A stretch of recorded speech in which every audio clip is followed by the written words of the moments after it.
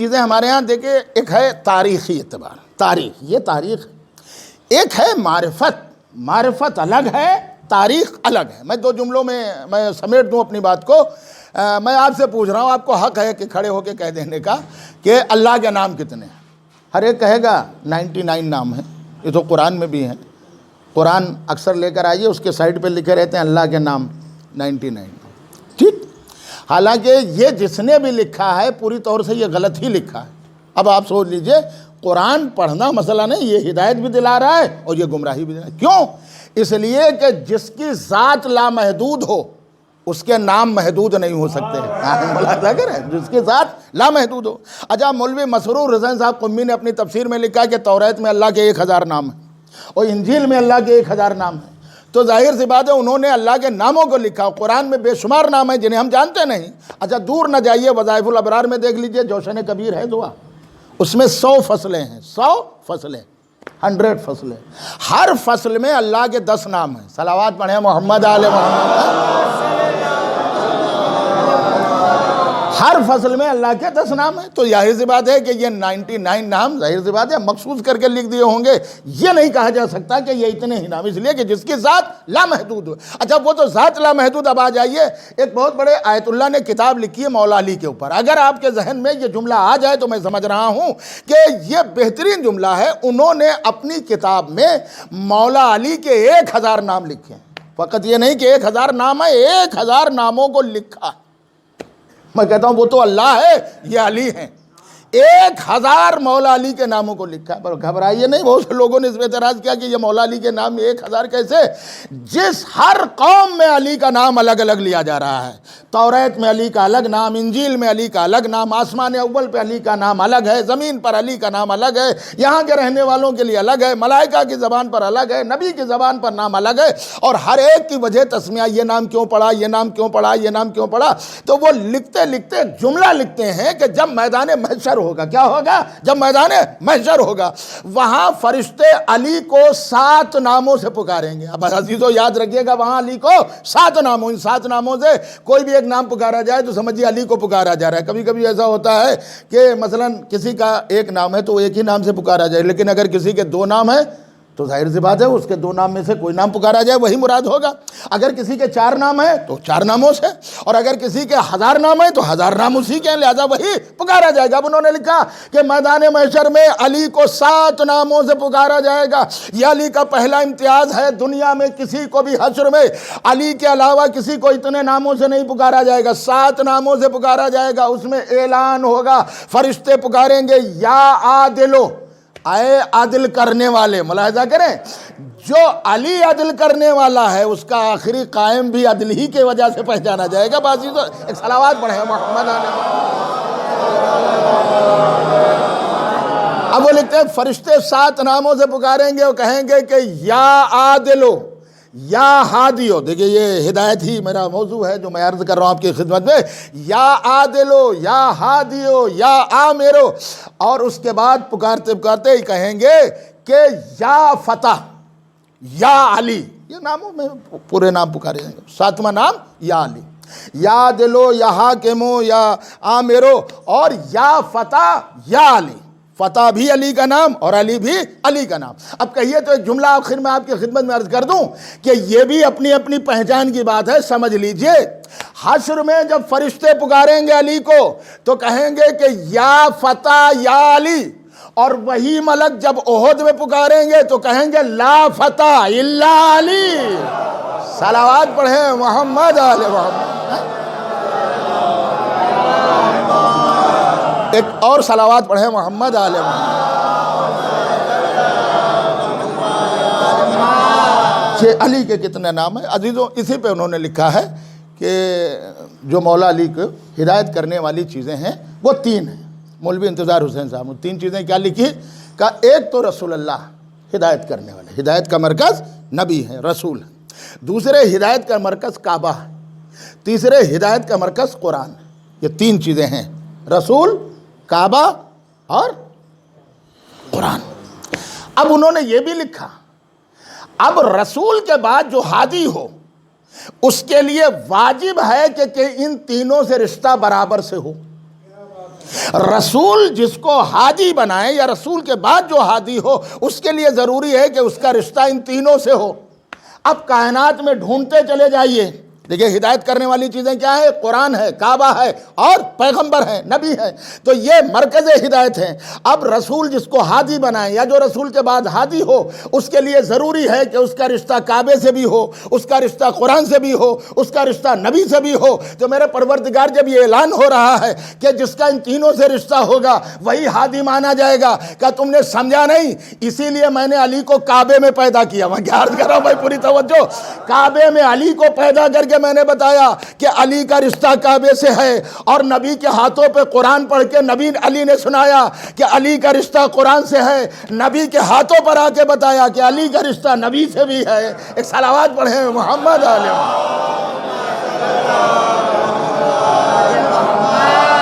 دنیا میں جتنے بھی انسان آپ کو ملیں گے کسی کے اتنے رشتے نہیں ملیں گے۔ جب میں دلیل آپ کی خدمت میں ایک چھوٹی سی دے رہا ہوں، بہت سی چیزیں ہمارے ہاں ہوتی ہیں کہ حدیث کہتے ہیں یہ صاحب یہ روایت ضعیف ہے اور یہ قوی ہے۔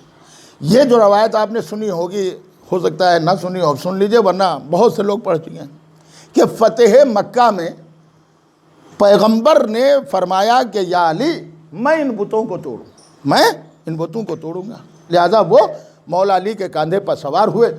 لیکن اب تاریخ کیا کہہ رہی ہے؟ دیکھیے تاریخ میں نہ جائیے، حقیقت اسلام پہ جائیے۔ تاریخ یہ کہتی ہے کہ امامت نے کہا کہ یا رسول اللہ میں بار نبوت نہیں اٹھا سکتا، لہذا نبی نیچے آ گئے، اور اب نبی نے فرمایا کہ یا علی تم میرے کاندھے پہ۔ اسے آپ نے ہزاروں بار سنا ہوگا کہ پہلے نبی کے کاندھوں پہ سوار ہوئے تو نبی نے فرمایا کہ یا علی میں تمہارے کاندھوں پر سوار ہو کر بتوں کو گراؤں گا، تو کہا یا رسول اللہ میں بار نبوت نہیں اٹھا سکتا، لہذا نبی اتر آئے اور اب کہا علی میرے کاندھے پر آپ۔ عزیزو جملہ ملاحظہ کریں چاہے جیسے سنیں، یہاں پر مورخ نے یہ لکھ دیا کہ امامت نبوت کا بار نہیں اٹھا سکتی، امامت نبوت کا بوجھ نہیں اٹھا سکتی۔ اب میں پھر آپ کی خدمت میں عرض کر رہا ہوں، اگر امامت نبوت کا بوجھ نہیں اٹھا سکتی تھی تو جب احد میں نبی کو سب چھوڑ کر چلے گئے، کہاں سن رہے؟ احد میں نبی کو سب چھوڑ کر چلے گئے تو علی نے نبی کو اپنے کاندھے پہ اٹھایا۔ میں کیا عرض کر رہا ہوں؟ اور کہا کون کہتا ہے کہ محمد مر گئے؟ بھئی شیطان کی صدا گونجی تھی، جو آواز آ رہی تھی کہ محمد قتل ہو گئے، محمد مر گئے، تو نبی کو اپنے کاندھے پہ اٹھایا اور کہا کون کہتا ہے کہ محمد قتل ہو گئے؟ یہ دیکھو میرے کاندھے پہ اللہ کا رسول بیٹھا ہوا ہے۔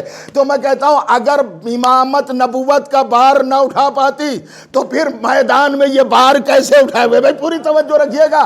بس قدرت نے کہا میرے نبی یہ تو حل جزاء الاحسان الا الاحسان ہے، احسان کا بدلہ کچھ نہیں ہے سوائے احسان کے، لہذا میرے نبی اب تم پر واجب ہو گیا کہ اگر علی نے چند آدمیوں میں تمہیں کاندھے پہ اٹھایا ہے تو تم غدیر میں جب لاکھوں کا مجمع ہو تو ہاتھوں پہ اٹھا کے کرنا۔ من کن تو مول صلوات پڑھے محمد۔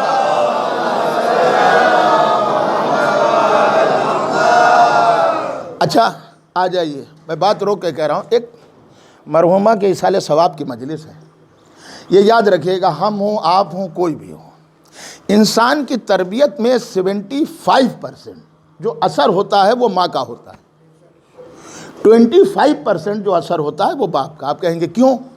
اس لیے ماں سے اولاد کا ایک ساتھ رہنا زیادہ ہوتا ہے۔ مثلا صبح ہوئی، آدمی نے نماز پڑھی، منہ ہاتھ دھلے اور ناشتہ کیا اور اپنے کام پہ چلا گیا۔ اب ظاہر سی بات وہ 2 بجے آئے، 4 بجے آئے، شام کو آئے، وہ بچہ اسکول چلا گیا تو اسکول آنے کے بعد کہاں رہے گا؟ گھر میں رہے گا۔ تو تربیت کا اثر کس کا زیادہ قبول کرے گا؟ ظاہر سی بات ہے ماں کا۔ اسی لیے اگر کوئی بچہ، کوئی بھی دنیا میں بچہ، اگر کہیں کوئی کمی ہوتی ہے تو باپ کا حوالہ بعد میں دیا جاتا ہے، ماں کا حوالہ پہلے دیا جاتا ہے۔ پوری توجہ رکھیے گا، میں جملہ آپ کے حوالے کر رہا ہوں۔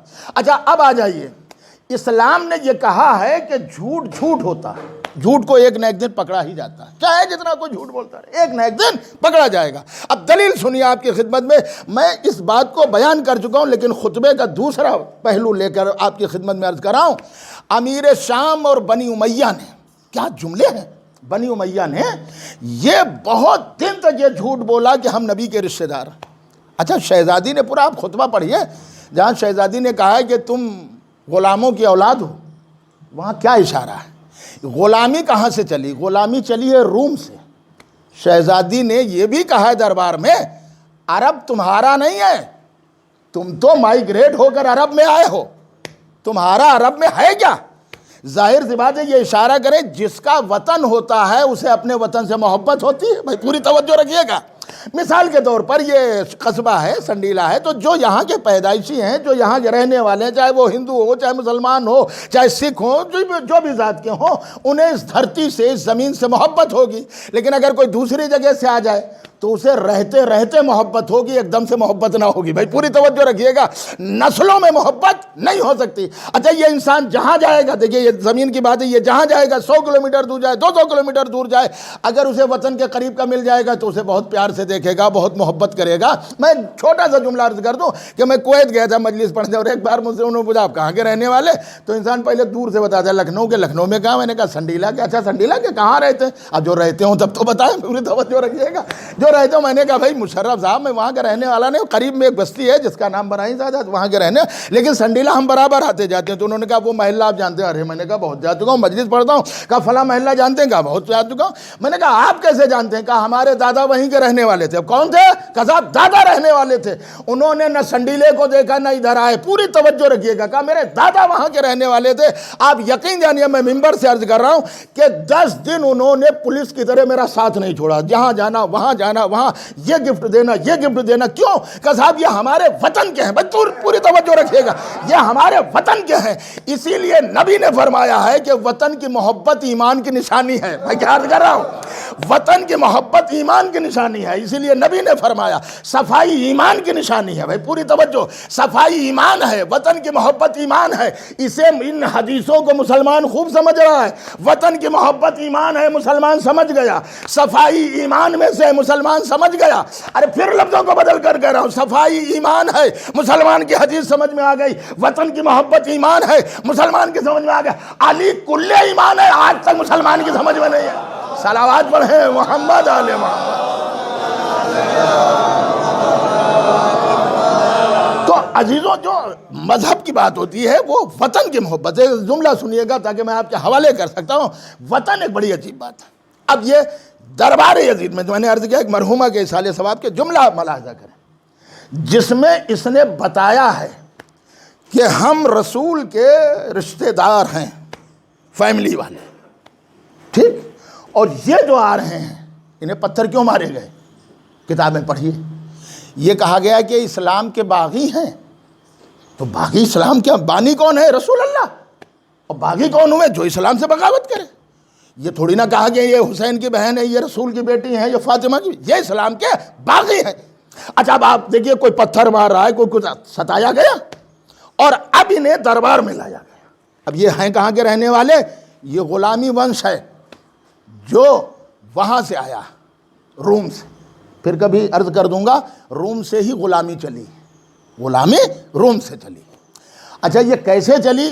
سب سے پہلے روم میں شطرنج کھیلی جاتی تھی، جوا کھیلا جاتا تھا. اپنا ہارتے تھے، جائیداد ہارتے تھے، بچوں کو ہار جاتے تھے اور فیملی کو، اور خود بھی اپنے کو داؤں پہ لگ تو انہیں غلام بنا لیا. اس طرح غلامی کی رسم چلی اور روم سے پھر ظاہر سی بات ہے عرب میں آ گئی اور وہ دنیا پر چھاتی چلی گئی. اسلام نے آج تک غلامی کو ختم نہیں کیا. کیوں؟ اس لیے کہ اس وقت سب سے بڑی دولت یہ غلام و کنیزیں تھیں. کسی کے پاس 100 غلام، کسی کے پاس 500 غلام کی، یہی ان کی دولت تھی. 10 غلام بیچ لیے، وہ پھر گھر میں پیسہ آنے لگا. اگر اسلام میں اسی وقت غلامی کو ختم کر دیا جاتا تو جتنے غلام آزاد ہو جاتے، ظاہر سی بات بالکل نیچے طبقے کے تھے، یہ عرب میں ایک فساد پھیلا دیتے. لہٰذا انہیں ایک دم سے آزاد نہیں کیا. اتنے ثواب بتایا گیا کہ دھیمے دھیمے یہ آزاد ہوتے رہیں. بھائی پوری توجہ.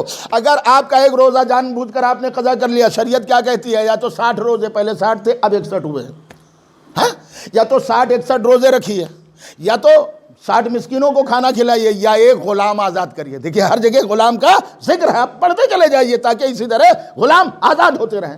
مولا علی نے اپنی زندگی میں 1000 غلاموں کو آزاد کیا.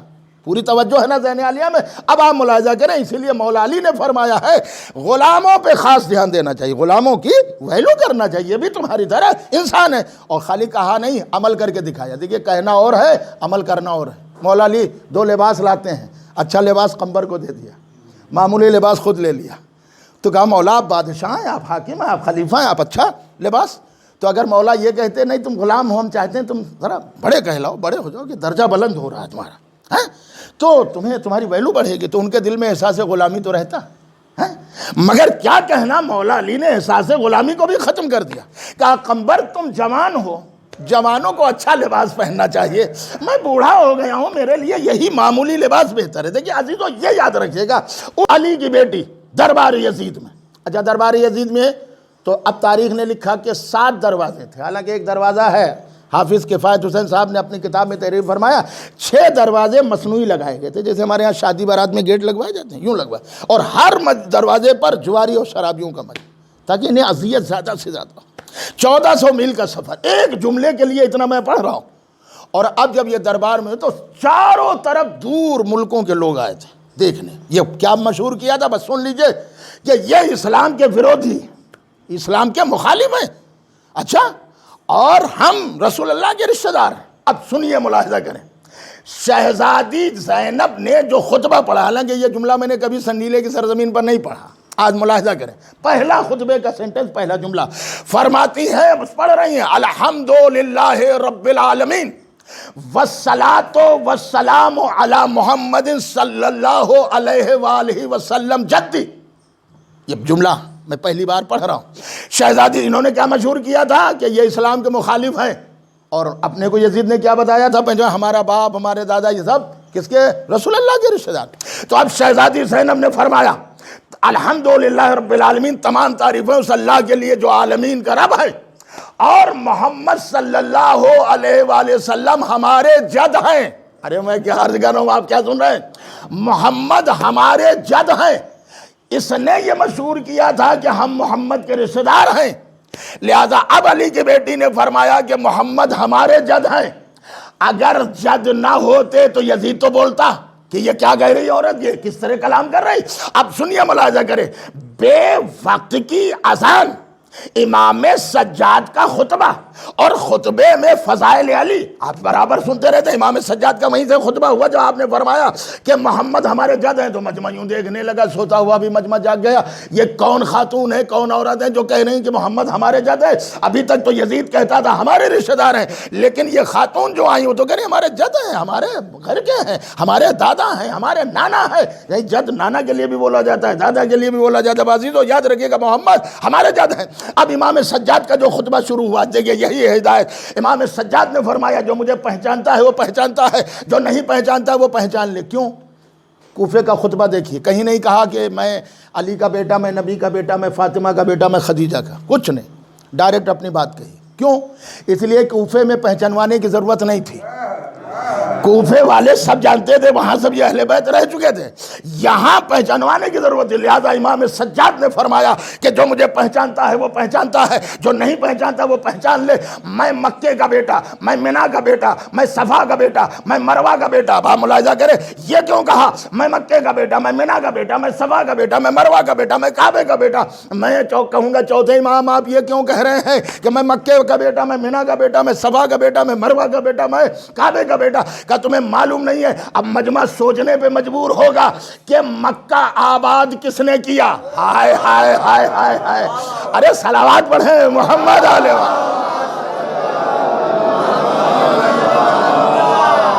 مکہ شہر تھا ہی نہیں، وہ تو صحرا تھا۔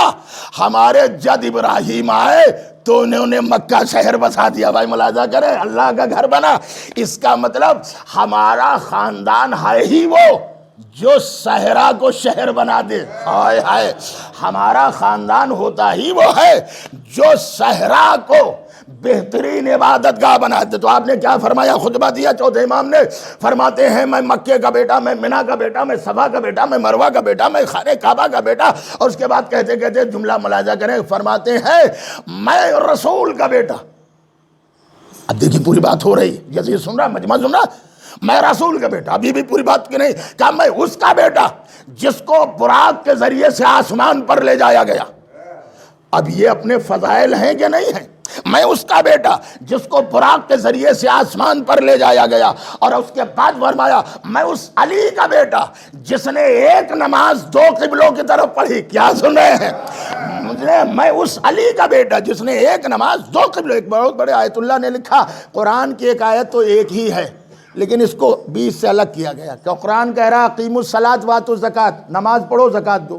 ایسا نہیں کہ آیتیں دو ہیں، آیت ایک ہے، لیکن پہلو اس کے دو ہیں، نماز مسجد میں پڑھیں گے، زکوٰۃ کم سے کم دروازے پہ دیں گے۔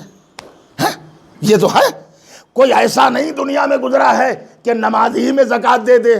کیا سن رہے ہیں ملاحظہ کریں، قرآن تو یہی کہہ رہا، آیت ایک ہے اقیموا الصلاۃ، نماز پڑھو، وآتوا الزکوٰۃ، زکوٰۃ دو، تو ایک ساتھ آیت آئی ہے کہ نماز پڑھو زکوٰۃ دو۔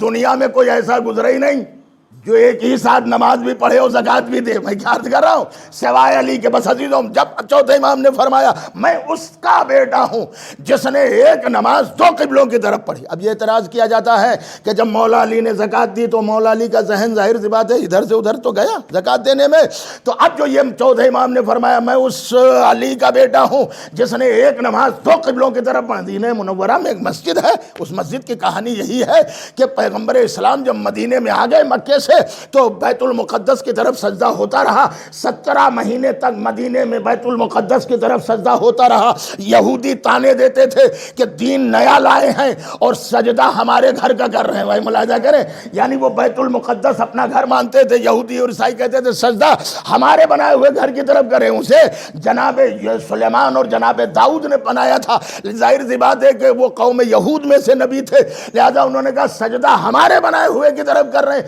17 مہینے کرنے کے بعد ایک مسجد میں پیغمبر اسلام جسے مسجد ذو قبلتین کہا جاتا ہے، نماز پڑھ رہے تھے، حکم خدا آ گیا میرے نبی، اب وہ بھی ظہر کی نماز 2 رکعت پڑھ چکے ہیں، میرے نبی اب اپنا رخ اس بیت المقدس سے آپ کر لیجئے کدھر، خانہ کعبہ کی طرف۔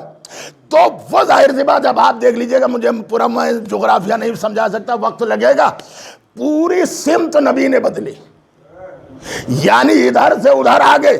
اب وہ صحابہ یوں ہی نماز پڑھتے رہے کہ نبی کو پتہ نہیں کیا ہو گیا، مگر مولا علی نے نبی کی تائید کی، جدھر نبی نے رخ کیا ادھر علی نے رخ کر لیا۔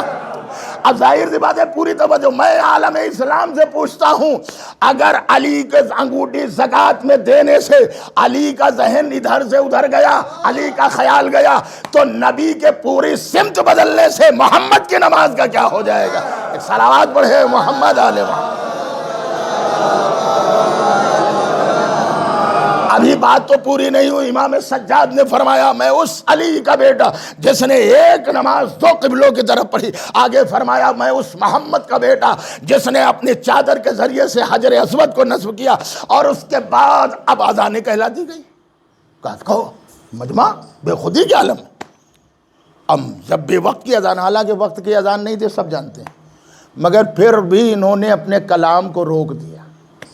اکثر لوگ کہتے ہیں روک دیا، کیوں روک دیا؟ تاکہ اپنی بات پھر سے کہہ سکے۔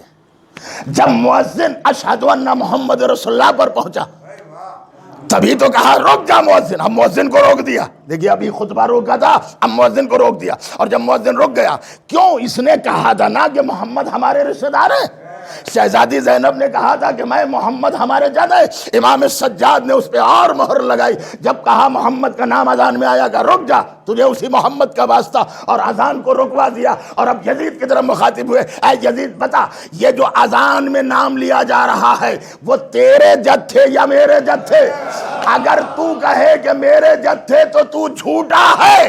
پھر ملاحظہ کرے، اس کا مطلب یہ ہے، اب آپ یاد رکھیے گا، دیکھیے دشمن ابن ملجم نے مولا علی کو شہید کرایا ہے نا، مہرا تھا، اصل کسی اور نے کہا تھا، ٹھیک ہے؟ امام حسن کو امام حسن کی زوجہ نے زہر دیا، وہ ایک مہرا تھی، زہر تو شام سے آیا تھا۔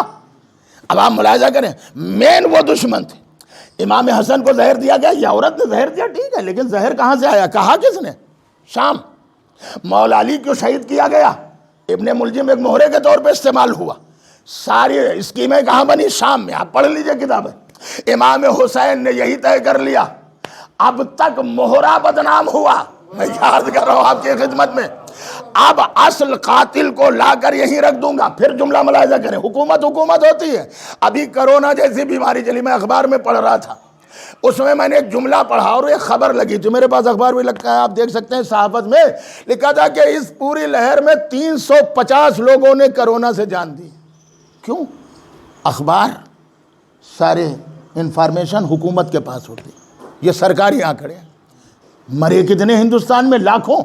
اتر پردیش میں لاکھوں لوگ مر گئے، لاکھوں لوگ بے گھر ہوئے، اور سرکاری آنکڑے کیا کہہ رہے ہیں؟ 350۔ بس جملہ ملاحظہ کریں جو میں آپ کی خدمت میں عرض کر رہا ہوں۔ تو ظاہر سی بات ہے حکومت جس چیز کو دبانے پہ آئے دبا دیتی۔ اب یہ آپ سوچئے کمال حسین کیا تھا؟ کربلا میں ایک جنگل میں 72 لوگ مارے گئے، حکومت کہہ دیتی 10 ہی مارے گئے۔ بھئی ظاہر سی بات ہے جھوٹی حکومت ہوتی ہے، اسی لیے مولا متقیان امیر المومنین ایک صلوات پڑھیں محمد۔ حکومت جھوٹ کو سچ اور سچ کو جھوٹ میں تبدیل۔ مولا علی سے یہی کہا گیا کہ یا علی آپ وعدہ کر لیجئے، وعدے بڑے کرتی حکومت، یہ کر دیں گے وہ کر دیں گے، جب آپ برسر اقتدار آتی تو کچھ نہیں۔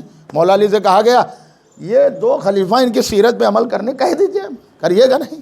مولا علی نے فرمایا میں جو کہوں گا وہی کروں گا، اور وعدہ نہیں لیا، خلافت دوسروں تک چلی گئی۔ تو عزیزو واقع کربلا ہوا ایک جنگل میں، ایک جنگل ہی میں تو ہوا، اور 72 مارے گئے، تو حکومت یہ کہہ دیتی کہ صرف 10 مارے گئے، کوئی مسئلہ نہیں تھا۔ آج کے اتنی انفارمیشن اور ٹیکنالوجی بھی نہیں تھی، وہاں کون جاتا اور پتہ چلتا کہ 72 مارے گئے۔ انہوں نے یہ کہا کہ انہیں قید کر لیا جائے اور شہر بشہر پھرایا جائے۔ قدرت نے آواز دی، اب یہی حسین کی طرف سے اخبار بنیں گے۔ ہائے ہائے ہائے ہائے، یہی حسین کی طرف سے اب اخبار بنیں گے، اب سچی خبریں کوفے میں بھی پہنچیں گی، سچی خبر۔ ایک صلوات اور پڑھیں محمد آل محمد۔ اب سچ آپ میری طرف متوجہ رہیں، اب سچی خبریں شام میں بھی پہنچیں گی، ابھی تک یہ جھوٹی خبریں تھیں، اب سچی خبریں۔ بس یہ تو جملہ ملاحظہ کریں، یہ جو واقعہ کربلا ہم تک پہنچا ہے یہ کرم ہے شہزادی زینب کا، صحیح انفارمیشن پہنچے، ورنہ بات صحیح نہ پہنچتی۔ اب دلیل پھر میں آپ کی خدمت میں عرض کر رہا ہوں، کم سے کم یہ جملہ آپ پھر دوسری نوعیت سے لے لیں۔ دبانے پہ آئیں تو حکومت کے لوگ کیا عام آدمی بھی دبا دیتا ہے۔ مولا علی کی جب ولایت ہوئی تو سب نے لکھا، مجمع کتنا تھا غدیر میں؟ 1,24,000۔ ٹھیک، تو اس کا مطلب جو دیکھ رہا ہے مولا علی کو کم سے کم وہ صحابی تو ہے، کہاں سن رہے ہیں مجھے نہیں معلوم، صحابی ہے۔ اور غدیر کے بعد جب پوچھا گیا ان کا کہ ہم تو سو گئے تھے اور ہمیں تو یاد ہی نہیں رہا، آپ ہسٹری آپ اٹھا کر دیکھیں غدیر کی، ہمیں یاد نہیں رہا۔ یعنی حکومت کا دباؤ پڑتا گیا، وہ مکرتے گئے۔ بھائی ملاحظہ کریں کہ حکومت کا دباؤ پڑتا گیا، یہ مکرتے گئے اور بھولتے گئے۔ میں اسی پہ ایک جملہ آپ کی خدمت میں عرض کر دوں کہ یہ کیسے لوگ تھے جنہوں نے آنکھ سے دیکھا اور انکار کر رہے ہیں۔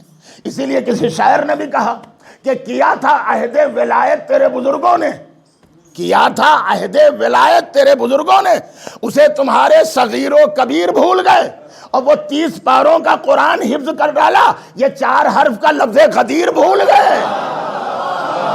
صلوات پڑھیں محمد علیہ۔ اچھا یہ آپ ہمیشہ یاد رکھیے گا، میں کہ یہ کوئی تاریخی جملہ نہیں کہ کوئی بعد میں اڑائی کون سی تاریخ میں، یہ میں اپنا کہہ رہا ہوں۔ اگر غدیر کو فراموش کر دو گے تو کبھی نہ کبھی غدر کی زد میں تو آ ہی جاؤ گے۔ ملاحظہ کریں، آپ کہیں گے کیسے؟ آپ اپنے کو صحیح رکھیے۔ میں نے ابھی اسرائیل کے اس میں واٹس ایپ پہ اور اخباروں میں ان کے فوٹو چھپے تھے، وہ لڑائی تو آپ سب جانتے ہیں، مجھے اس بارے میں عرض نہیں کرنا ہے۔ اسرائیلیوں نے، یہودیوں نے ایک ریلی نکالی تھی جس میں جوان زیادہ تھے، ینگ بالکل زیادہ تھے، لڑکے اور لڑکیاں، اور وہ ایک تختی لیے ہوئے تھے، اپنے سینوں پہ لگائے ہوئے تھے، اور اس پہ لکھا کیا تھا بھائی یہ سن لیجئے، اور اپنے دلوں میں محبت علی کی ٹھنڈک محسوس کیجئے تو اپنے ماؤں کے حق میں دعا بھی کیجئے۔ اس لیے پیغمبر نے فرمایا ہے علی کے فضائل سن کر خوش وہی ہوتا ہے جس کے ماں نیک ہو۔ ملاحظہ کریں تو عزیزوں، اب جملہ ملاحظہ کریں، انہوں نے، اسرائیلیوں نے، یہودیوں نے تختی پہ کیا لکھا تھا کہ خیبر کی شکست، خیبر کی ہار، خیبر کی شکست ہماری آخری شکست تھی، اب ہم شکست نہیں کھائیں گے۔ مسلمانوں تمہیں تو ہوش میں آنا چاہیے، 1400 سال پہلے انہوں نے شکست کھائی تھی، آج تک انہیں یاد ہے۔ ملاحظہ کریں، صلوات پڑھیں محمد آل محمد۔ 1400 سال پہلے انہوں نے شکست کھائی تھی، آج تک انہیں یاد ہے۔ یہ تو ہے یہودیوں کا عمل کہ وہ اپنی ہار کو آج تک یاد رکھیں۔ وہ کہہ رہے ہیں 1400 سال پہلے کہ یہ شکست خیبر کی ہماری آخری شکست۔ اب تمہارا کیا عمل ہے؟ خیبر ایک اتہاسک جگہ ہے، مشہور و معروف جگہ ہے، 7 قلعے تھے، اور اس قلعے کو، قلعہ قموس کو مولا علی نے فتح کیا۔ تو ہونا تو یہ چاہیے تھا کہ عام و خاص کے لیے کھول دیا جاتا۔ پورے عرب کے لوگ، افریقہ کے لوگ، یورپ کے لوگ آتے، خیبر کو دیکھتے تو خوش ہوتے۔ ہمارے ہاں ہندوستان میں جو مشہور جگہیں ہیں، مثلا بڑا امام باڑہ، تاج محل، لال قلعہ وغیرہ وغیرہ، تو لوگ آتے ہیں دیکھتے ہیں، تو اس سے ہمارا بھی نام ہوتا ہے، حالانکہ کام کچھ نہیں۔ بڑا امام باڑہ کس نے بنایا؟ آصف الدولہ نے۔ کون تھے؟ کہا صاحب شیعہ تھے۔ تو ظاہر سی بات ہے کہیں نہ کہیں سے آپ کا نام تو ہو رہا ہے، اسی قوم سے تو ہم بھی ہیں۔ چھوٹا امام باڑہ صاحب کس نے بنایا؟ کہا صاحب فلاں نے بنایا۔ وہ کون تھے؟ کہا صاحب شیعہ تھے۔ اچھا یہ لال قلعہ کس نے بنایا؟ تاج محل۔ کہا صاحب انہوں نے بنایا۔ کون تھے؟ کہا مسلمان تھے۔ تو کہیں نہ کہیں سے آپ کا نام تو ہے۔ تو عزیزو یہ یاد رکھیے گا، جو پرانی عمارتیں ہیں، جو اتہاسی جگہ ہیں، انہیں دیکھنے کے لیے جب لوگ آتے ہیں تو ان سے بھی محبت ہو جاتی ہے جنہوں نے اس کو تعمیر کیا ہے۔ میں پوری توجہ رکھیے گا، میں آج مسلمانوں سے سوال کر رہا ہوں کہ یہودیوں کو خیبر میں شکست علی سے ہوئی، لہذا وہ آج تک اس کو یاد رکھے ہوئے ہیں۔ کم سے کم تم جیتے تھے، کیا تمہیں یاد رکھنا نہیں چاہیے؟ ہائے ہائے ہائے، ملاحظہ کریں، تم جیتے تھے، کیا تمہیں یاد رکھنا نہیں چاہیے تھا؟ تو جیسے وہ کہا تھا انہوں نے کہ خیبر کی شکست ہماری آخری شکست تھی۔ اب عزیزو یاد رکھیے گا، جملے آپ ملاحظہ کریں چاہے جیسے سنیں، اس کا مطلب وہ اپنے آبا و اجداد مرحب و عنتر و حارث کے مارے جانے کو آج تک نہیں بھولے۔ جملے آپ کے حوالے ہیں، تو اب آپ کو چاہیے تھا کم سے کم خیبر کو جائز کر دے کہ دیکھیں مسلمان حج پہ آئیں، جتنے لوگ کم سے کم وہی دیکھیں۔ کیا کر دیا مسلم حکومت نے، یہودی حکومت نے؟ کہا صاحب جو بھی خیبر دیکھتے ہوئے پکڑا جائے گا۔ آرمی لگی ہوئی ہے، 3 سال کی قید ہے۔ دیکھیے میں پڑھ رہا ہوں، ریکارڈ ہو رہا ہے، ایسا نہیں ہے میں نے بڑی جدوجہد کی کہ آیا ہوں کم سے کم خیبر ہی دیکھ لوں ایک بار۔ تو 3 سال کی قید اور آرمی لگی ہوئی ہے۔ تو اب یہ وہاں تو نہیں پوچھا، لیکن یہاں سوال کر رہا ہوں، میں نے کئی لوگوں سے پوچھا، میں نے کہا یہ بتاؤ کیا خیبر کو دیکھنے سے حکومت کو تکلیف ہو رہی؟ اگر کوئی تکلیف ہے تو حکومت بتائے۔ خیبر کو دیکھنے سے کیا مولا علی کی یاد آئے گی؟ یہ تو بات صحیح ہے، ہو سکتا ہے اسی لیے بند کیا ہو کہ اگر خیبر کو دیکھو گے تو علی کی یاد آئے گی۔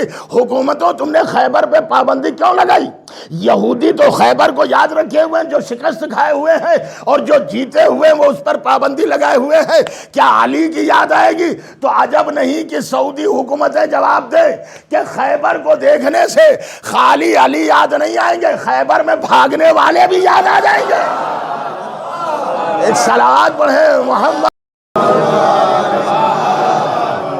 ہمارے لیے ہمارا دل مضبوط ہونا چاہیے۔ بس عزیزو یاد رکھیے گا کہ ہمارا بھرم ہے۔ آپ کہیں گے کیسے؟ دنیا میں یہ چیز کوئی تاریخی نہیں ہے، آپ دنیا میں کسی بھی دیکھ لیجئے، ہم آپ سب اسی میں ہیں، کوئی الگ نہیں۔ دنیا میں جس کی بھی آپ اچھائی بیان کریے وہ خوش ہوگا، ارے بھائی آپ بڑے اچھے آدمی، آپ کیا کہنا آپ کا، کیا کہنا آپ کا، سب خوش ہوں گے۔ یہ ہے نا، دنیا میں کسی کی بھی اچھائی بیان کیجئے تو خوش ہو جائے گا، لیکن اگر سچائی بیان کیجئے، کیا سن رہے ہیں، سچائی بیان کیجئے تو فوراً آستینیں چڑھا لے گا۔ دیکھیے اچھائی اور ہے اور سچائی اور ہے۔ کسی بھی انسان کی دنیا میں اگر اچھائی بیان کیجئے تو خوش ہوگا، لیکن اگر سچائی بیان کیجئے تو خفا ہونے لگے گا، چہرے کا رنگ بدل جائے گا۔ کائنات میں صرف یہ اہل بیت ہے کہ ان کی اچھائی بیان کرو تب بھی خوش ہوں گے، سچائی بیان کر دو تب بھی یہ خوش ہو جائیں گے۔ ایک صلوات پڑھیں محمد آل محمد۔ بس عزیزو ایک مرحومہ کے ارسال ثواب کی مجلس ہے، اللہ ان کے درجات کو بلند کرے۔ ہمارے ہاں اسلام میں قرآن کی بڑی اہمیت ہے، اور قرآن کے ساتھ ساتھ ماں کی اسلام میں بڑی عظمت ہے۔ دیکھیے ایک کتاب ماں کے اوپر ایک جملہ میں آپ کی خدمت میں، کبھی کبھی ایسا ہوتا ہے حدیث ہمارے ہاں آدھی پڑھی جاتی ہے، جانتے ہیں قرآن کی آیتیں وہ تھوڑی تھوڑی پڑھی جاتی ہے اپنے مطلب بھر کے، کبھی کبھی اس کا مطلب بھی غلط نکلتا ہے۔ جیسے قرآن میں آیت ہے یا ایھا الذین آمنوا لا تقربوا الصلاۃ، ایمان لانے والوں تم نماز کے قریب بھی نہ جاؤ۔ یہ آیت قرآن میں ہے، اتنی آیت پڑھ کے ہر آدمی اعتراض کرے گا کہ قرآن میں غلط لکھا ہے. اگر آگے وہ پیچھے کا جملہ نہیں جوڑیں گے, آگے لکھا وَأَنْتُمْ سُكَارَىٰ, اور جب کہ تم نشے کی حالت میں ہو, جب کہ تم نشے کی حالت میں. اچھا دیکھیے یہ حدیث آپ نے کتنی بار سنی ہوگی کہ نبی نے فرمایا کہ ماں کے پیروں کے نیچے جنت ہے. میں سمجھ رہا ہوں کوئی نوجوان و بزرگ ایسا نہیں ہوگا جس نے سنا نہ ہو کہ ماں کے پیروں کے نیچے جنت ہے. لیکن علامہ عادل اختر صاحب نے کتاب لکھی ہے, یہ مدرسۃ الواعظین کے کبھی پرنسپل تھے, بہت قابل, انہوں نے کتاب لکھی ہے عورتوں کے کردار پر. اس میں یہ پوری حدیث لکھی. انہوں نے کہا کہ یہ تو ادھوری حدیث ہے, 50% والی حدیث. ابھی سب 50 کیا, جیسے ابھی میں نے آیت پڑھی تو کہا کہ پیغمبر کی حدیث ہے ماں کے پیروں کے نیچے جنت ہے. تو ماں کے پیروں کے نیچے کس کی جنت ہے؟ اولاد کے لیے کہا, ظاہر سی بات ہے. اچھا دیکھیے یہ ایک ماں ہے, اس کے روپ الگ الگ ہیں, ماں کے روپ الگ الگ. بھئی یہی ماں کسی کی بیٹی ہوئی کہ نہیں؟ بھئی یہی ماں کسی کی بیٹی ہوئی. اچھا جب بیٹی ہوئی تو پھر کسی کی زوجہ ہوئی, پہلے بیٹی ہوئی پھر کسی کی زوجہ ہوئی, پھر لفظوں کو بدل کر کہا یہ ماں کسی کی بیٹی ہوئی تو کسی کی بہن ہوئی, کسی کی زوجہ ہوئی, کسی کی ماں ہوئی. کم سے کم یہ 4 روپ تو ہو گئے آپ کی خدمت میں, بیٹی, بہن, زوجہ, ماں. جب چوتھے نمبر پہ مسئلہ آیا تو قدرت نے کہا اب اسے جنت دو. پوری توجہ رکھیے گا, مجھے نہیں معلوم آپ کہاں تک سنے. تو شریعت نے آواز دی کہ ماں کے پیروں کے نیچے جنت ہے. تو جنت کس کی ہے؟ اولاد کی. اولاد ہی کو تو وہ لیے کہا ہے, لیکن اور کہاں گئے؟ تو نبی, انہوں نے لکھا کہ نبی نے پوری حدیث بیان کی, اور یہ ہے کہا سنو ماں کے پیروں کے نیچے جنت ہے اولاد کی, اور زوجہ کی جنت ہے شوہر کی خدمت میں. ملاحظہ کریں, زوجہ کی جنت یعنی خود ماں کی جنت کی کہاں ہے؟ وہ ہے شوہر کی خدمت میں, یعنی اس کی جنت خود اپنے شوہر کی خدمت میں. اور اس کا ثبوت خود مولا علی نے دیا.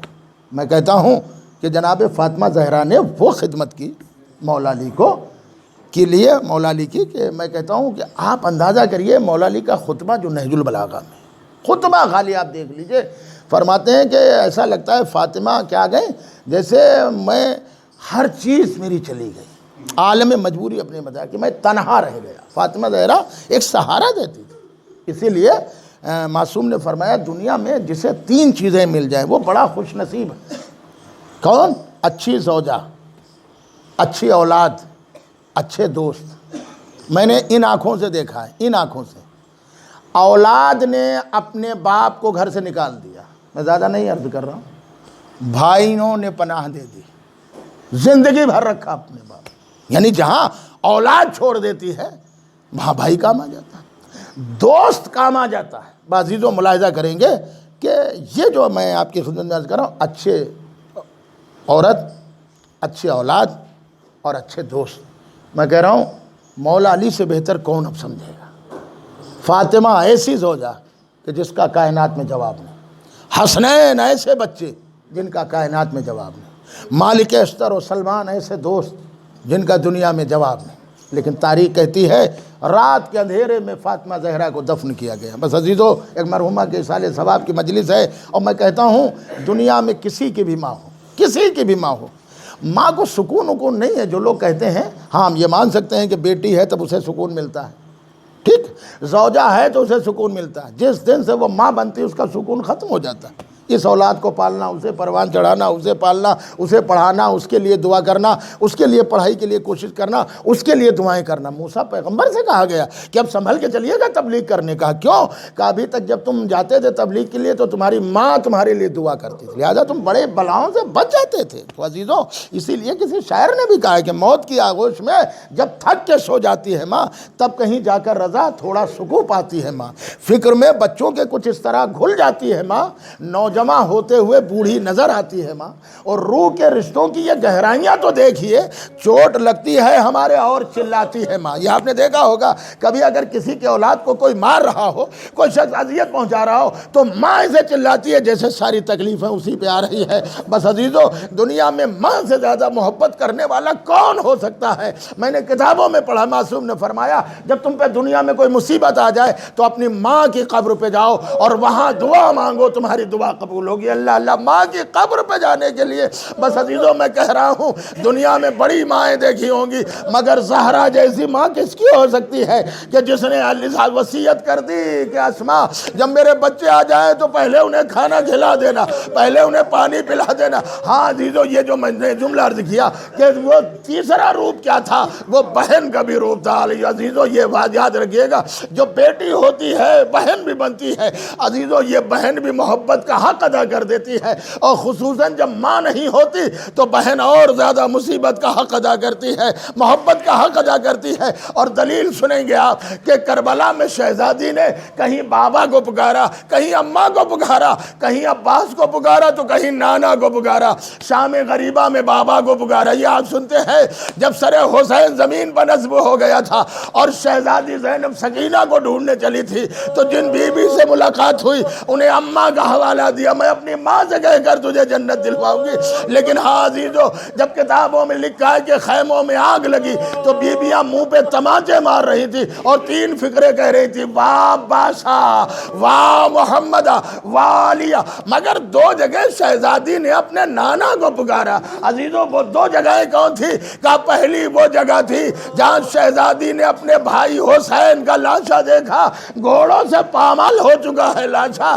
عزیزو آپ سوچئے کہ جب پسر سعد نے اعلان کر دیا ہے کہ حسین کے لاشے کو پامال کر دیا جائے، گھوڑوں کی نال بندی ہونے لگی۔ اللہ اللہ، گھوڑوں کی نال بندی ہونے لگی، اور جب گھوڑوں کی نال بندی ہونے لگی ایک ایک کر کے لاشیں آئے، سب تو ہٹانے والے اٹھا لے گئے مگر زہرا کے لال کا لاشا کون ہٹائے؟ بیچ میں حسین کا لاشا، اب ادھر کے گھوڑے ادھر، ادھر کے گھوڑے ادھر۔ بس عزیزوں سنیں گے آپ، کتابوں میں ملتا ہے امام زمانہ نے سلام کیا اسی پر، کہتے میرا سلام ہو میرے اس جد حسین پر کہ کربلا میں جس کے لاش کے ٹکڑے بکھر کے رہ گئے۔ اللہ اللہ، میں وہ کہاں سے الفاظ لاؤں مصائب کے کہ جب گھوڑے لاش پر دوڑیں گے تو ٹکڑے لاش کے کس طرح بکھریں گے؟ ویسے ہی حسین کے جسم پر ہزاروں زخم تھے، 1900 ہیں زخم، تنے چاک چاک پر زینب نکل، حسین تڑپتا ہے خاک پر۔ بس عزیزو کتابوں میں لکھا ہے شہزادی نے 2 جگہ اپنے نانا کو پکارا، ایک جب اپنے بھیا کا لاشا دیکھا تو اب اماں کو نہیں پکارا، نانا کو پکارا۔ کیسے؟ یہاں پہ مرثیہ پڑھا، آواز دیے میرے نانا۔ ارے آپ کی نماز ملائکہ سب آواز نے پڑھی، لیکن یہ آپ کا پیارا حسین کربلا کی زمین میں لاشا ٹکڑے ٹکڑے پڑا ہے۔ اے نانا اپنے لال کو آ کر دیکھیے۔ ہاں عزیزو ایک جگہ اپنے نانا کو اور پکارا، وہ کون سی جگہ ہے؟ جب دربار یزید میں ایک کنیز فضہ کے بچانے والے اتنے آ گئے مگر شہزادی زینب کا کوئی بچانے والا نہ آیا، مدینے کا رخ کیا۔ اے نانا اور بھرا ہوا دربار اور ایک کنیز کے بچانے والے اتنے، اے نانا آپ کی نواسی کا کوئی بچانے والا۔ الا لعنت اللہ علی قوم الظالمین وسيعلم الذین ظلموا أي منقلب ينقلبون۔ بہرحال تجھے واسطہ محمد آل محمد کا ہماری اس مختصر سے عبادت کو قبول فرما۔ یا اللہ جو مومنین پریشان حال ان کی پریشانی کو دور فرما۔ یا اللہ جو مومنین اس دنیا سے گزر چکے ان سب کے گناہوں کو معاف فرما اور ان سب کو جوار معصومین علیہ السلام میں جگہ عنایت فرما۔ یا اللہ پوری دنیا میں جہاں جہاں مومن مومنات بیمار ہیں ان سب کو شفاء کامل عطا فرما۔ یا اللہ یہ جو بیماری ہے، یہ جو وبا ہے، کرونا وائرس ہے، امام حسین علیہ السلام کی مظلومی کے صدقے میں دنیا سے اسے جلد دور فرما۔ یا اللہ تجھے واسطہ محمد آل محمد کا تمام مومنین اور خصوصاً حاضرین کو زیارت حسین نصیب فرما۔ یا اللہ جو مومنین بے روزگار ہیں ان سب کو روزگار عطا فرما، جن مومنین کے روزگار ہیں ان سب کے کاروبار میں ترقی عطا فرما۔ یا اللہ مومنین میں اتحاد عطا فرما۔ یا اللہ ہم سب کو آل محمد کے راستے پر چلنے کی توفیق عطا فرما۔ جن مرحومہ کے اصال ثواب کی مجلس ان کے تمام گناہوں کو معاف فرما اور انہیں جوار معصومین علیہ السلام میں جگہ عنایت فرما۔ امام زمانہ کے ظہور میں تعجیل فرما۔ آپ حضرات سے گزارش ہے کہ آپ حضرات ایک بار سورہ حمد اور 3 بار سورۃ اخلاص کی تلاوت فرما کر مرحوم منظور حسین ابن افتخار حسین اور مرحومہ نفیس بانو بنت سید حامد علی مرحوم کا